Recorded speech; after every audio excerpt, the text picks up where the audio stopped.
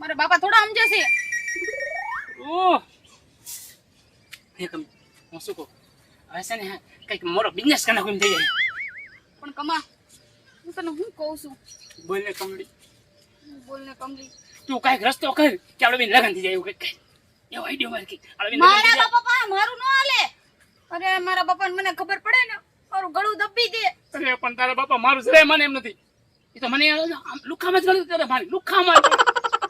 તું તો કેમ ને હું એક કામ કરું તને પકડીને લ્યો જાઉં ના ના ના ના ના અને ભાગીને લગન કરી લઈએ આપણે. તાર બાપા જોતો રે એ મારો બેટો કમો તો પડી ગયો માં છોડીને.